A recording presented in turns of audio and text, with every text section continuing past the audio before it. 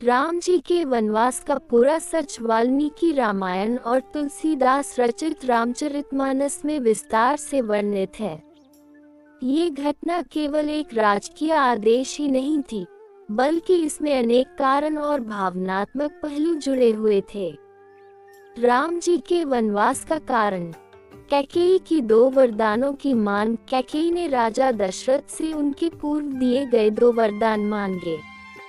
भरत को अयोध्या का राजा बनाया जाए, राम को 14 वर्षों के लिए वनवास भेजा जाए।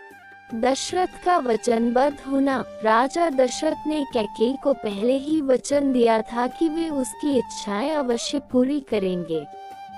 इसी कारण वे विवश हो गए और राम को वनवास जाने का आदेश देना पड़ा। राम की सहमति। श्री राम अपने पिता की आज्ञा को सर्वोपरि मानते थे। वे बिना किसी विरोध के माता कैकेयी की इच्छा का सम्मान करते हुए वन जाने को तैयार हो गए। राजनीतिक कारण। कुछ विद्वानों का मानना है कि यह वनवास केवल माता कैकेयी की हठधर्मिता का परिणाम नहीं था, बल्कि यह एक गहरी राजनीतिक योजना थी। इससे राम को कठिनाइयों में रहकर एक आदर्श राजा बनने का अवसर मिला।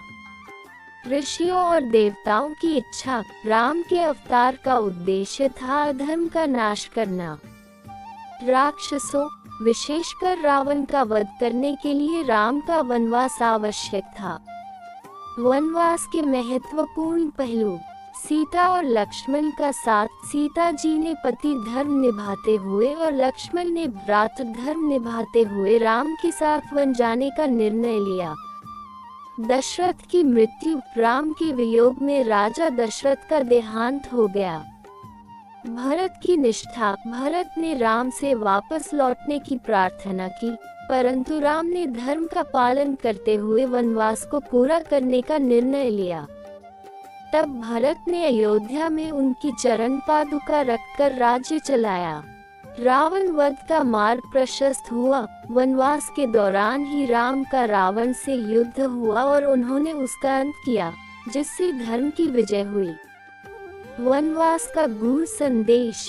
राम का वनवास केवल एक परीक्षा नहीं थी, बल्कि यह त्याग, सत्य, धर्म और कर्तव्य परायणता का आदर्श उदाहरण भी था। ये हमें सिखाता है कि परिस्थितियां चाहे जैसी भी हों, धर्म और सत्य के मार्ग पर चलना ही वास्तविक विजय है।